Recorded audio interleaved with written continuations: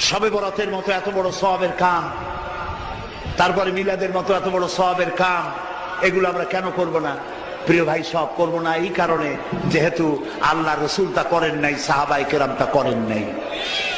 আমরা ওই কাজ করতেই পারি না যেই কাজের মধ্যে আল্লাহ রসুল এবং সাহাবায়ে কেরাম যেটা স্পষ্ট ভাবে সহিহ হাদিস কর্তৃক প্রমাণিত নয়, আমরা তা করতে পারি না।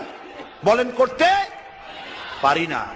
হযরত আব্দুল্লাহ ইবনে মাসউদ রাদিয়াল্লাহু তাআলা আনহু বলছেন, মান কানা মুস্তান্নান ফালিয়াস্তান্না বিমান কাদ মাত। যদি কেউ সুন্নতের পূর্ণাঙ্গ অনুসরণ করতে চায়, সেজন্য মরা মানুষের অনুসরণ করে। ফাইন্নাল হাইয়া লা তুমানু আলাইহিল ফিতনা। কারণ এই কথার কোনো গ্যারান্টি নাই যে যারা বেঁচে আছে তারা ভবিষ্যতে কোনো ফিতনায় পড়বে না, এটা বোঝার কোনো উপায় নাই।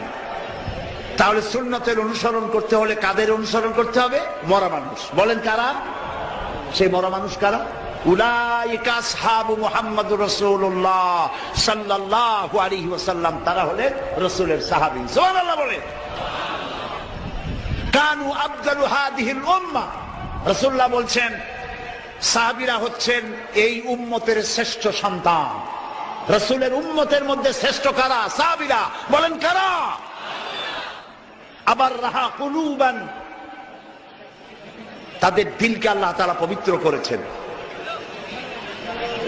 ওয়া আমাকাহা ইলমান, আর তাদের ইলমের গভীরতা আল্লাহ দান করেছেন।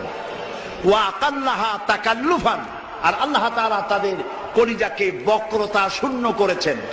ইখতারাহুমুল্লাহু লিসুহবাতি নবিয়্যিহি ওয়া লিইকামাতি দীনিহি।